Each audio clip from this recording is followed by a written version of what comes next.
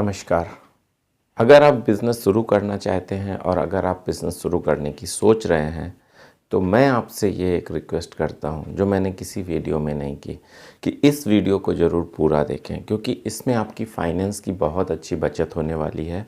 और जो आप इन्वेस्ट करने जा रहे हैं, किसी भी फील्ड में करने जा रहे हैं, किसी भी बिज़नेस में करने जा रहे हैं, किसी भी टाइप का बिज़नेस करने जा रहे हैं, जैसे कॉस्मेटिक्स का करने जा रहे हैं, किराना का करने जा रहे हैं, जूते का करने जा रहे हैं, XYZ कोई भी आप बिज़नेस करने जा रहे हैं, लेकिन इस थ्योरी को आपको अडॉप्ट करना चाहिए।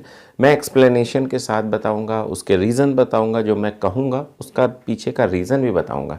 और अगर आप सेटिस्फाई हो उस रीज़न से कि हाँ ये बात सही है, आप जो कह रहे हैं वो सही है, तो ज़रूर कमेंट्स करना, ताकि लोग और भी लोगों को ये पता चले कि हाँ ऐसा है, और वो भी अपनी जो बात है वो व्यक्त कर सकें और वो भी अपनी चीज़ें लिख सकें कि हाँ कैसा ये बात सही है, ऐसा होना चाहिए या नहीं होना चाहिए, उनकी क्या ओपिनियन है, ताकि एक स्वस्थ डिबेट होके एक ऐसी चीज़ उभर के सामने आए कि जो नया बिजनेस करने जा रहा है, जो भी बंदा, वो चीज़ों को समझ सके। क्योंकि नए नए में मैं सोचता हूँ या समझता हूँ कि जो यूट्यूब पे बिज़नेस सोच रहे हैं या देख रहे हैं या करने की सोच रहे हैं, तो वो नए हैं, और नए में गलतियाँ कहाँ हो जाती हैं, और जो मेन गलती पैसे को लेकर रिलेटेड जो गलतियां हैं, जो हम ये सोचते हैं कि कितना पैसा लगाना चाहिए, किसी बिज़नेस में कितना पैसा खर्च करना चाहिए, तो वो गलती ना हो। तो गलती को ना होने के लिए मैं ये वीडियो आपके सामने लाया हूँ।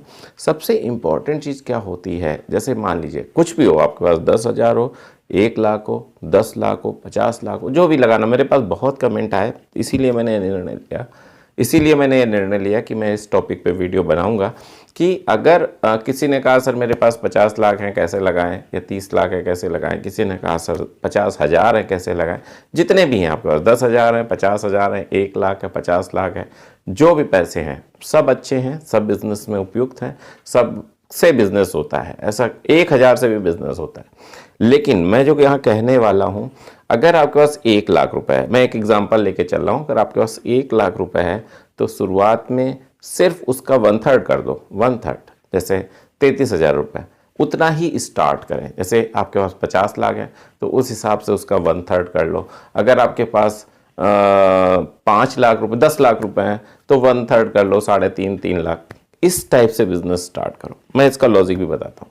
जैसे मान लो मैं एक बात लेके चलता हूँ कि आपने एक जनरल स्टोर की दुकान खोली, बहुत ही इंपॉर्टेंट टॉपिक है, इस पर बहुत ही विचार करिएगा। आपने जनरल स्टोर की दुकान खोली, सारा सामान लिया है।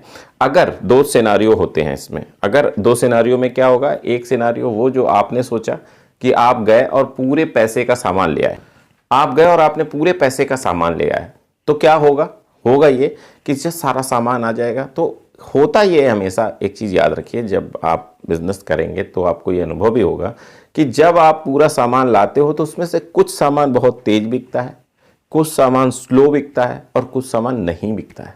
लेकिन वो आकलन आपको पहले नहीं होता, क्योंकि हर जगह, मोहल्ले, स्थितियों के अनुसार प्रोडक्ट बिकने की अलग अलग फ्रिक्वेंसी होती है। जैसे कहीं आपके डफ्स टाइप के साबुन यानी प्रीमियम रेंज के साबुन ज़्यादा बिकेंगे, लोअर रेंज के कम बिकेंगे, मिडिल क्लास के कम बिकेंगे। कहीं आपके मिडिल वाले और लोअर वाले ज़्यादा बिकेंगे, हाई नहीं बिकेंगे। ये हम यहाँ से बैठ के आपको नहीं समझा सकते, और आप भी वहाँ एग्जैक्ट आकलन नहीं कर सकते हो। जब चीज़ें बिकती हैं ना, जब आपकी दुकान में चीज़ें बिकने लगती हैं, तब आपको समझ में आता है अच्छा ये चीज़ें कम बिक रही हैं, ये चीज़ें ज़्यादा बिक रही हैं। लेकिन अगर आपने एक साथ पूरा पैसा उसमें लगा दिया होता है, तो होता यह है कि जो फास्ट मूविंग है वो बिक गया, ठीक है, लेकिन जो स्लो मूविंग है, नॉन मूविंग है, यानी जो नहीं बिक रहा है या जो धीमे धीमे बिक रहा है, वो उसमें पैसा फंस गया। नॉन मूविंग में भी पैसा पूरा फंस गया। लेकिन अगर 1/3 आपने लगाया होता तो क्या करते हैं, अगला स्टेप ये होता, फिर जो तीसरा, जब मैंने 3 हिस्सों में पैसे आपको बांटने कहे, जैसे 1,00,000 का आपने 33,000, तो आपने पहले 33,000 लगाए, सेकंड 33,000 में आप क्या करने वाले हो, अब आप समझ ही गए होगे। सेकंड 33,000 में आप वो प्रोडक्ट लाओगे जो क्विकली सेल हो रहे हैं, उनसे रिलेटेड उनकी चेन लाओगे, जो क्विकली सेल हो रहे हैं उससे रिलेटेड उनकी और चेन ले आओ, वैसे ही प्रोडक्ट।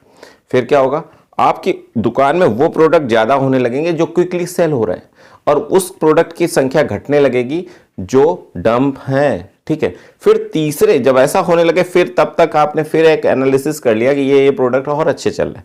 फिर आप क्या करोगे, जो तीसरा पैसा है, जो थर्ड आपकी किस्त बची हुई है, उससे वो प्रोडक्ट और ले आओगे।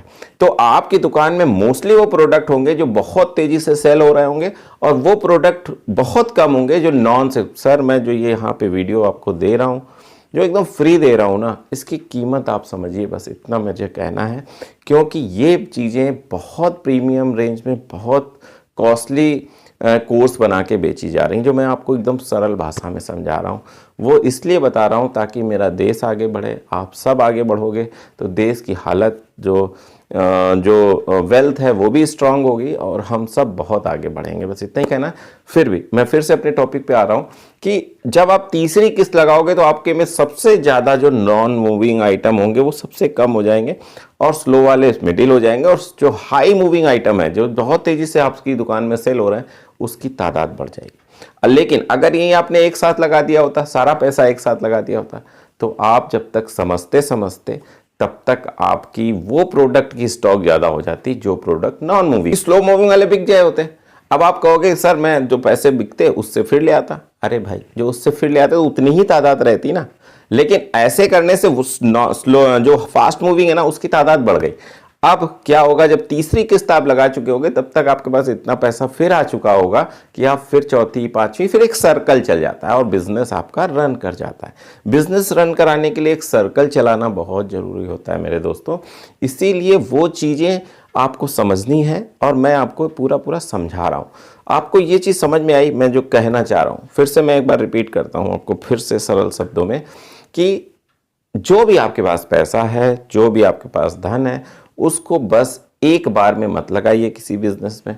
उसको पार्ट कर लीजिए, 3 पार्ट्स में कर लीजिए। ठीक है, 3 पार्ट्स का एक पार्ट सबसे स्टार्टिंग में लगाइए, जितना भी है। मैं ये नहीं कह रहा हूं कि आप इतना ही लगाइए, जितना भी आपका 10,000 है ना, उसको भी 3 पार्ट में कर लो।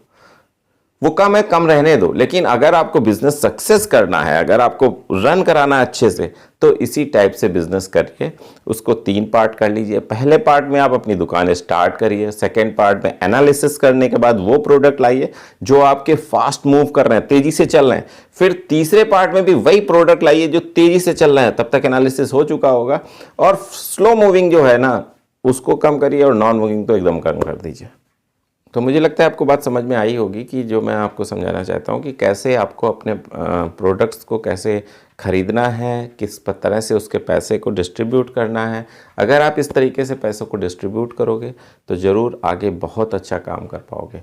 ये चीज़ें बहुत इंपॉर्टेंट होती हैं किसी भी बिज़नेस के लिए, और ये चीज़ें कहीं बताई नहीं जाती। जो मैं ये समझता हूँ कि ये चीज़ें बताई जानी चाहिए, इंटर लेवल पे ही बता देनी चाहिए कि हाँ ऐसे ऐसे अगर कोई बिज़नेस करने जा रहा है तो इस टाइप से चीज़ें होती हैं और होनी चाहिए। ताकि देखिए, गलतियां ये नहीं है कि आपके अंदर स्किल नहीं है, आपके अंदर दिमाग नहीं, सब कुछ है, लेकिन कहीं एक जगह है जहाँ पे कुछ अनुभव की ज़रूरत होती है, और जिसकी वजह से बिज़नेस फेल हो जाते हैं। और एक बार बिज़नेस फेल हुआ तो फिर सब गड़बड़ हो जाता है, दोबारा बिज़नेस करने की हिम्मत भी नहीं आती, क्योंकि आप एक बार फेल हो चुके होते हो।